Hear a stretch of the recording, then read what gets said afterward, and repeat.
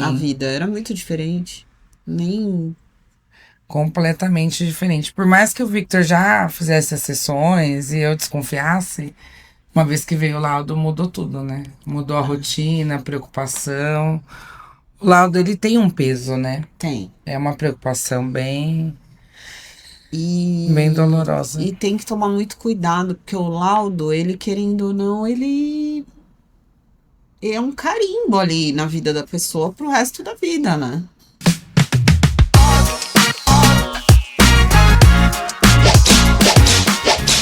Oi, pessoal, boa tarde. Nós estamos em mais um episódio do Nem Delicadas. tanto. E o tema de hoje, para falar, para compartilhar com vocês, nós vamos falar sobre o dia do diagnóstico dos nossos filhos, né, Aquele Carla? dia. É, o dia fatídico. Como que foi? Não que tenha mudado muita coisa por causa do diagnóstico, Não. né? Mas nós gostaríamos de compartilhar como que foi receber essa notícia, ter uma batida de martelo de um médico, né? O peso que isso traz para É um nós, para as peso. crianças, para as nossas famílias e para as pessoas que nos cercam de modo geral e o que mudou, né, na nossa vida. Mudou. Bom, eu sempre desconfiei, né, do Victor. Quando ele era bebezinho, não. Ele, quando você brincava, havia aquela troca, ele gargalhava e tudo mais, mas quando ele estava próximo a um aninho, eu percebi que não havia aquela troca de olhar, não era algo imediato, eu vi um atraso. Aí eu peguei férias em julho, eu falei, eu vou observar e vou ver se realmente existe esse atraso ou se eu tô trabalhando muito. Ele vai pra escolinha desde os 4 meses. Mas alguém mais percebia ou era você? Percebiam, mas ninguém me falou. Depois, quando eu comentei que ele começaria fono, algumas pessoas até comentaram. Ai, Kyla, que bom, porque eu percebia, eu tava esperando você falar alguma coisa, né? E eu ouvi críticas também, né? Do tipo, Você tá comparando seu filho com a Isabelle, cada criança tem seu tempo, ele é da pandemia. aquele tipo de situação, né? Sim. Mas como mãe não agrada todo mundo, né? Só agrada os nossos corações, eu segui a minha intuição. Então eu levei ele na fono, existia de fato atraso, ele começou com as sessões, logo ele duplicou as sessões. Aliás, ela é maravilhosa, ela de fato é uma fono de verdade, porque o retorno do desenvolvimento é muito imediato, né? Sim. Porque muitos profissionais, eles trabalham melhor o marketing do que a entrega com a criança. Então eu posso dizer com toda clareza que houve essa entrega, houve essa melhora. Ele passou a olhar pra gente assim, coisa de 2 semanas, foi tudo muito rápido. Intensificamos as terapias, logo ela pediu para ele fazer TO. Começou também uma, foi para 2 sessões. Quando ele estava para fazer 3 anos, saiu o diagnóstico. Eu estudava, eu lia, eu via crianças na escola que eu trabalhava. E eu sempre desconfiei, Lígia, sempre desconfiei. Mas como tinha uma melhora, uma coisinha ou outra, eu falava, não, nós somos facilitadores. A Belle, a minha filha, teve irmão com 16 anos, ela acaba mimando, entregando as coisas na mão dele. Então eu, né, Sim. autossabotagem, né? Eu acreditei que era um atraso, poderia ser qualquer outra questão. Então, nós agendamos com uma médica, foniatra, maravilhosa também, em São Paulo. Olha, meses antes da consulta eu já sofri, eu já fiquei angustiada, eu já fiquei preocupada. Ele foi laudado, assim, imediatamente. Seu filho tem o autismo, ele faz TO e fono, ele vai precisar disso, disso e disso. Então, eu saí com laudo, com várias especialidades que eu tinha que ir atrás para ele começar. E com todas as dúvidas E uma debaixo do dor, braço. uma dor. Tudo que eu lia, que eu havia lido, que eu achei que eu entendia, não lembrei de mais nada, absolutamente. Falei, meu Deus do céu, como que eu vou fazer? Será que eu vou dar conta? E eu preciso trabalhar. E meu Deus, e agora? Nossa, gente, eu chorei o caminho inteiro. Eu fui comotiva, foi muito dolorido. Doloroso, angustiante. E eu fiquei triste, Mas o sabe? que que você acha que te deixou mais triste? O medo. O medo, né? A minha história é um pouquinho parecida e não. Eu já contei essa história para algumas pessoas, até nas redes sociais, mas é sempre importante. Eu acho que sempre leva a alguma coisa de diferente para quem nunca se deparou, né, com qualquer diagnóstico, né? E como a gente muda a visão da vida, das coisas, né, do mundo, os valores, isso não é só demagogia.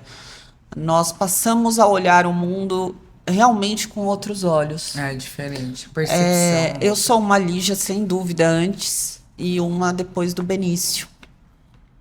E ele também foi um bebezinho que até os 6 meses ele se desenvolveu normalmente. A única diferença que ele tinha, ele era muito agitado. Já bebê, ele tinha uma agitação fora do normal, ele não ia no colo de ninguém, ele chorava muito. O Victor não era de colo. Ele chorava muito. Mas a gente achava que era assim, ele não conhece, ele só quer ficar com os pais. E só eu e o Alfredo que ficava com ele bem no colo, assim, ele não ia no colo de ninguém, ele chorava muito. Isso causava uma estranheza das pessoas, mas, verdade, esqueci. né? Até então é aquela coisa, esse bebê é chato e tá tudo bem. E com 7, 8 meses, quando o bebê começa a interagir de fato, né? Olhar, seguir o dedinho, né? Você fala com ele, aponta. Ele não tinha reação. Eu fazia testes com ele, né? Benício, não olhava. A pediatra também pede pra gente fazer, né, Li? Mas assim, a própria pediatra, os pediatras no Brasil, eles não têm noção nenhuma do autismo. A última coisa que um pediatra vai falar, hoje em dia eu acredito que tenha mudado um pouco. Sim, isso, mudou né? um pouco. Até porque como se fala mais dos sinais, dos marcos do desenvolvimento, os pediatras eles estão indo buscar mais informação, porque na faculdade de medicina não ensina.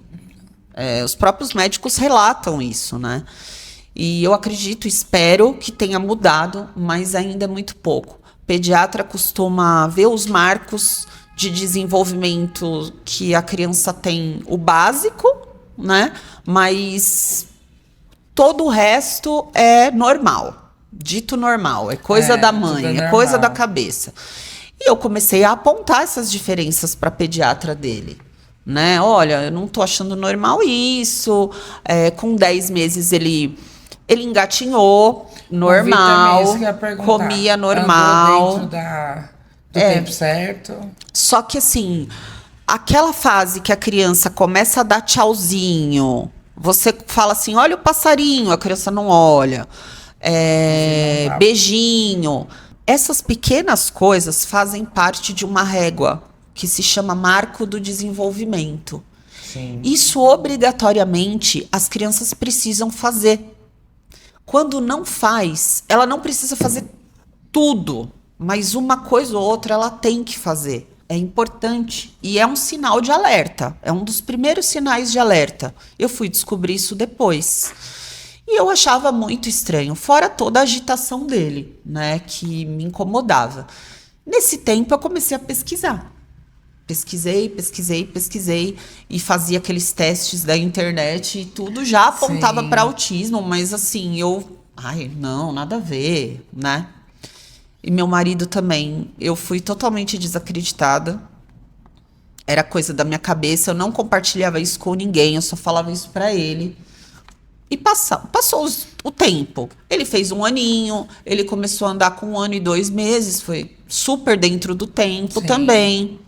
Bom, quando ele fez 1 ano e 4 meses, eu bati o martelo e foi quando eu falei para o meu marido, eu vou buscar um neuropediatra, você querendo ou não.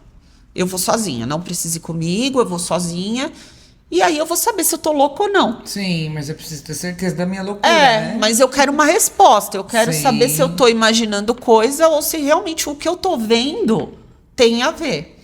E aí o meu marido falou, não, você é mãe, e mãe tem intuição. Sim. Se você tá batendo tanto pé nisso, eu vou com você. E ele, de fato, foi. Nós chegamos nesse consultório que eu não tinha ideia de neuropediatra, eu peguei na internet uma neuro de Santo André. muito fofa também, muito atenciosa, e eu fui. Chegamos lá, ela olhou, examinou o Beni, ele ficou um tempão no consultório. E aí veio a seguinte frase: olha, mãe, ele é muito pequenininho. Com 1 ano e 4 meses, a gente não costuma bater um diagnóstico, porque pode ser ainda só um atraso. Mas ele tem 90% de chance de estar dentro do espectro autista. Quando ela falou isso, eu confesso que, assim, me deu um sentimento tão... Claro, um sustinho, mas um alívio. Um alívio inexplicável. Porque eu falava, poxa, eu não tô louca. Eu tava vendo certo, eu tava conseguindo decifrar meu filho. O pai, não. O pai chocou. Ele ficou pálido, ficou sem palavras. Então, Li, mas era algo que você via, não o pai, entende? E aí a gente saiu de lá, ela indicou, lógico, olha, ela falou assim, eu não vou fazer um laudo para ele agora, mas eu quero que ele já inicie uma intervenção. Então você vai buscar uma fono especialista em autismo e uma psicóloga.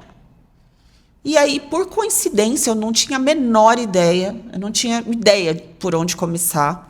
Lembrando sempre que tanto eu quanto a Carla, nós temos total noção que nós somos privilegiadas. Sim. Os nossos filhos fizeram terapia desde muito cedo, mas essa não é a realidade de 90% do país. Tá? Infelizmente, né? Bom, eu consegui uma profissional que me atendesse, que me explicasse um pouco, e automaticamente ele já iniciou na psico e na TO, não foi nem fono. Foi TO. E ele tinha atraso também, né? Ele foi falar, o Beni só pulando essa etapa. O Benício iniciou a fala aos 6 anos. Fala mesmo, né? Hoje ele fala perfeitamente, fala com dificuldade ainda, tem muitas palavras que a gente não entende, mas ele é verbal e muito funcional. E eu tive amigas que tiveram bebês, nós tivemos bebês muito próximos, então os bebês tinham a mesma idade. E era nítida a diferença. Nítida. É gritante, então, né? assim, não tinha como não comparar. Eu não queria comparar. E eu via que as pessoas comparavam também.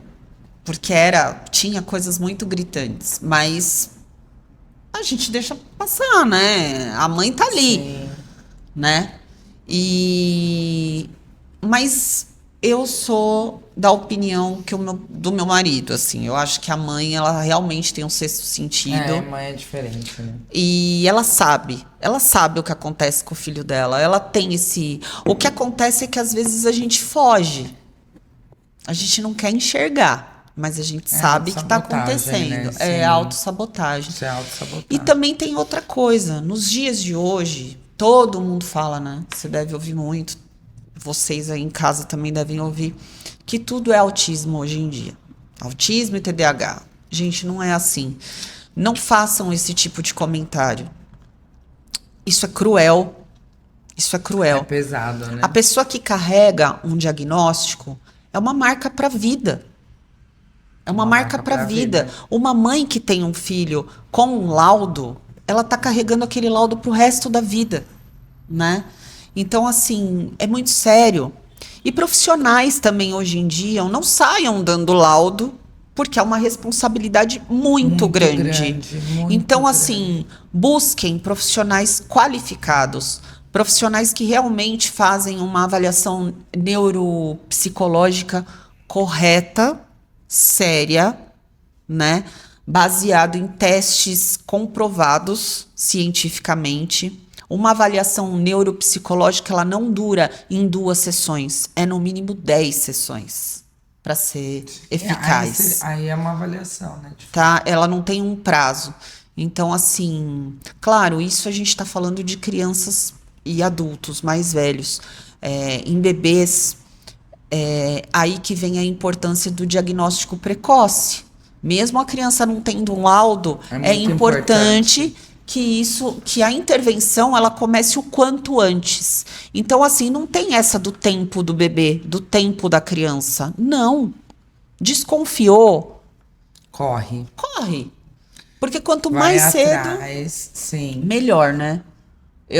Tanto o Beni quanto o Victor, eles tiveram muita sorte, porque começaram as intervenções muito pequenos, tiveram avanços e ainda tem que avançar muito, né, Nossa, Carla? isso que eles começaram cedo, né? Você vê que ainda a gente tem uma longa estrada pela frente.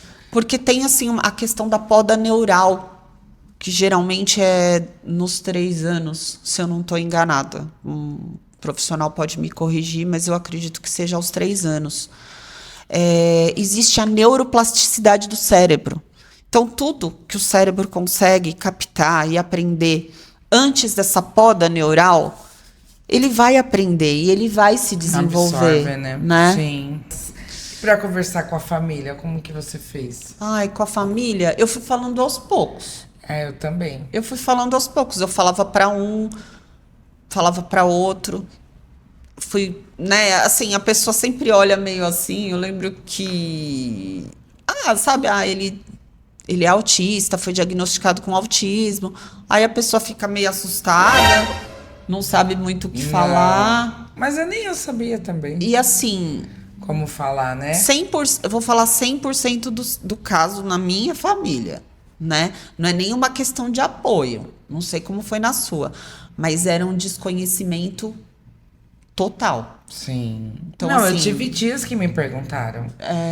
Você vê que é muito. Mas assim, me perguntaram no sentido no que eu posso fazer, Carla. Como que funciona? Porque eu não sei, né? Será que é por isso que ele não interage assim? Eu já percebi que por isso ele não faz assado. Será que é isso? Então existiam essas comparações também, né? Mas assim, com muito interesse de tentar entender como que funcionava. Ou tem, não sei pra você, mas também teve pessoas na minha família que falaram: não, isso aí é bobagem. Ih, ele vai Tudo ser é laudo, esperto, tudo ele vai ser laudo, esperto. é. Ele vai ser esperto. Agora tá na moda o autismo. Geralmente, o neuro, ele pede um exame que se chama Bera. O Victor Fora fez. outros. O Benício fez o Bera, que é para ver, né, a capacidade auditiva, para descartar, na verdade, porque no autismo não tem um exame clínico, né? Um Não. exame que você faz e tem o diagnóstico. Na verdade, o médico ele vai por descarte. Então, eu lembro que na época inclusive ele fez todos os exames sedado. O Victor também. Ele fez ressonância do cérebro, ele fez o ele Bera. era pimpinho, pequeno também, né? Você vê a força? Não O tinha Victor 2 anos. Teve que sedar todos os exames. Conseguir realizar. E lembrando, gente, nós estamos falando de pessoas que tiveram condições, que tinham um bom convênio médico, mas você conseguir tudo isso pelo SUS é assim, meses a fio de espera. Mas luta, não desiste. Não vai desiste. Atrás, vai na ouvidoria de saúde da cidade, procura, porque não é. Você não tá pedindo um favor, é um direito seu. A gente paga imposto e eles precisam sim, eles têm esse direito sim. Não pode desistir, porque a ideia é que você desista. Porque se Só torna que a tão gente é cansativo. teimosa. Exato. Sim, não, eu sou teimosa. Eu vou até o fim. Exatamente. Eu vou até o fim. Mas assim, Até pelo convênio, né? vão atrás. Não que vá mudar alguma coisa, porque o tratamento a base do tratamento é as terapias, são as terapias. Mas é importante saber, porque isso pode vir para a família toda, né? E o autismo é só um pedacinho, É verdade. não é? O Benício ainda está em Existe investigação. toda essa preocupação mesmo. né? O Victor também está em investigação. Às vezes eu penso em colocar um lado ou outro, eu levo bronca dos terapeutas, né? Porque fala, Carla, não é assim, mas você não acha que ele tá assado? Será que ele tem isso também? Porque é sabido que, geralmente, o autismo vem acompanhado com o outro lado, né? Então, eu não sei se a gente meio que prepara o coração para algo que está por vir. Porque tem essa também, Tem. né? A gente o tempo todo ali tá na defesa. Tem. Que aí você fica na defesa e tentando defender também. Bom, quando aparecer o lado eu já sei o que é, não vou sofrer tanto, mas Sim, vai. Sim. E essas mães, gente, nós mães, é o que a Carla falou, a gente aprende, nós passamos de psicólogas a médicas, de tudo um pouco, né? A gente quer saber tudo. Os terapeutas ficam loucos com as mães, né? A gente é palpiteira. Mas as mães, elas pensam bem. Você recebe um diagnóstico, você para a sua vida. Você para a sua vida. O Benício, eu parei minha vida. Era de segunda a sábado, terapia todo dia. Todos os dias. Eu não fazia mais nada.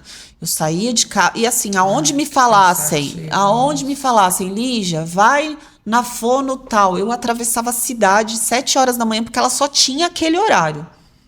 Só que isso a gente não vê também, essa correria que a gente quer que a criança, nesse impulso da criança se desenvolver, a gente não vê também que a infância dela tá passando. Não é? E a gente quer, e a gente fala, poxa, a vida não é só terapia. Não. Só que a maioria das mães, elas são obrigadas a entrar nesse universo e não tem como sair. E é quando mães vão estudar, a gente acaba ou virando terapeuta, ou as mães precisam buscar uma renda, né? Que eu falo muito das mães empreendedoras, a gente vai falar aqui no canal sobre isso, né, Carla? Que largam suas carreiras para fazer bolo, para aprender a fazer sobrancelha. Precisa de uma renda. Precisa de uma renda. O boleto vai chegar. Então você precisa correr com a criança. Tem que fazer o quê? Os dois. Sim. Então a mãe se desdobra, né? Por mais que o pai ajude, trabalhe, Sim. a rotina mesmo fica com a mãe. Não desmerecendo os pais que cuidam dos filhos 100%. Mas são exceção. Sem a mãe, mas Tá. são poucos. Eu repito, até nisso, nós, apesar de você não estar mais com o pai do Victor, né? Sim. Mas o pai é muito presente, Sim. né? E você tem seu companheiro também que é presente na vida Sim, dele. graças Então, a Deus, assim, ele tem a sua rede uma de apoio. Rede de apoio muito grande. E eu também tenho essa rede de apoio dentro da minha casa, né? Com meu marido e com a minha filha. Mas assim, gente, a maioria dos casos o pai não aguenta. Então essa mãe, ela tá sofrendo. Às vezes eu me sinto até culpada. Você não se sente um pouco quando você pensa na outra história? Sim, eu me sinto. Quando a gente tá se muito... culpa o tempo todo, na Quando verdade. a gente... a culpa é básico. Mas quando a gente tá, assim, se lamentando, a gente vê isso também. E eu repito, qual é a frase? Tem sempre alguém comendo a casca da sua banana. Gente, então, o pai dele me ajudava muito nas sessões. Teve uma época que ele ia bastante. Ele estava trabalhando autônomo, né? Sim. Então eu tinha emprego fixo, ele ia bastante. Aí ele me trazia algumas situações, porque mãe a gente é prepotente, a gente acha que ninguém faz igual, né? Sim. Aí ele falava, olha, aconteceu tal coisa, você acha? Terapeuta, faltando 10 minutos, trouxe o Victor porque ele sujou a fralda. Quando eu levei ele de volta, ela não quis. Eu falei, como assim? Não. Por que você não conversou com ela? Então eu já pensava assim, eu tenho que levar, não adianta ele levar. Mas não é isso que eles não saibam fazer. Mas que você a gente faz diferente. E você percebeu que a gente também acaba se sobrecarregando por ser assim. Porque acredita que só você sabe fazer, né? Por isso que eu brinco. Só eu entendo. Mãe é prepotente. É. Somente a gente sabe, não adianta. Tem ajuda, muitas vezes a gente breca por conta disso. Mas, gente, não é assim, tá? Às vezes a gente não aceita essa ajuda assim. também. Essa abordagem. Porque eles também, às vezes, estão fazendo direitinho, querem participar e a gente acaba brecando, barrando por causa dessa prepotência. E aqui não é julgamento, tá, gente? Não. É uma realidade, porque isso também mexe com o emocional. A mãe quer ser tão autossuficiente, ela quer fazer tanto Nossa, esgota de uma por forma. aquele ser e ela tá se esgotando cada vez mais. Eu fui me esgotando cada vez mais. E você acredita que vai ficar 100%? Não. Não. Porque quanto mais você faz, mais você cobra. E, eu poderia ter feito assado. Não, eu acho que eu vou fazer isso. Então nunca tá bom. Nunca tá bom. Nunca vai tá bom. E nunca vai tá bom mesmo. Você Não. nunca vai fazer tudo. Você não vai dar conta de tudo. Não. Então você precisa de ajuda. Sim. Né? Até o seu estado emocional, o seu nível de estresse, reflete na criança, é sabido, né? Seu, do seu marido, da sua família. Você Então, chegou a por fazer isso- orientação parental? Não. Isso é importante, viu, gente? Não. O ideal é que essas mães, de fato, nós mães, o público em geral, gente, o ser humano precisa de terapia, tá? Isso, né, nos dias de hoje é mais que sabido isso, né? Mas a mãe, ela precisa compartilhar esse cansaço. Às vezes ela tá até bem, a gente leva até numa boa, mas assim, compartilhar este cansaço com um profissional. Eu marquei esse mês passado. Pergunta se eu fui. Eu cancelei, perdi a hora. Mas Mas eu compartilhar, marquei. porque assim, gente, amigo não é terapeuta. Não. O psicólogo, ele tem ferramentas que vai te ajudar, embora não seja todo dia que você esteja afim daquilo. Às vezes você fala, meu, o que eu vou falar? Mas o diferente, psicólogo, né? ele serve como um espelho. Sim. É aonde você vai olhar para aquilo que te aflige. Ele vai usar ferramentas. Um bom profissional, ele vai ter ferramentas para te ajudar a buscar caminhos para uma vida mais leve, para que para que essa história não se torne um peso. O peso do diagnóstico, no caso que a gente está falando aqui, né? Então, busquem ajuda. Existem muitas clínicas que fazem também orientação parental, que é o psicólogo tratar desses pais, não só da mãe, mas da família. Mas né? olha só, autossabotagem de novo. Eu marquei e não consegui ir. Pergunta se o Pimpim perdeu um dia de sessão. Não, claro que não. Mas eu não consegui ir. E eu levei bronca. Mas você concorda que isso também, querendo ou não, você está sabotando ele? Também. Porque ele precisa ver a mãe dele bem. Agora você pegou pesado? Peguei, não, agora, né? Não, agora você foi uma pessoa desagradável. Pessoal, então é isso, tá? Conversamos aqui, trocamos nossas figurinhas. Sim. Esperamos conversar com vocês também, saber como é que foi o laudo. Compartilhem, conversem conosco, né, Li? Mande a sua história. Se o seu chão também se abriu, não tem problema, tá? Compartilha com a gente a sua história, ou não, ou conte outras histórias que aconteceram com vocês nesse universo aí do autismo, ou do universo feminino no geral, que nós estaremos aqui conversando, compartilhando. Então não esqueçam de dar o like, de compartilhar, de tocar o sininho e interagir com a gente. Compartilhe os cortes também, acompanhe conosco. Ajuda a divulgar. Ajuda a divulgar. E na próxima semana, mais um episódio do Delicadas. Nem tanto. Obrigado. E teremos vários assuntos, tá? O mundo atípico da maternidade atípica Sim. será um deles. Sim. Porque nós somos 2 pessoas, 2 mulheres e assuntos não faltam. E delicadas, Nem tanto.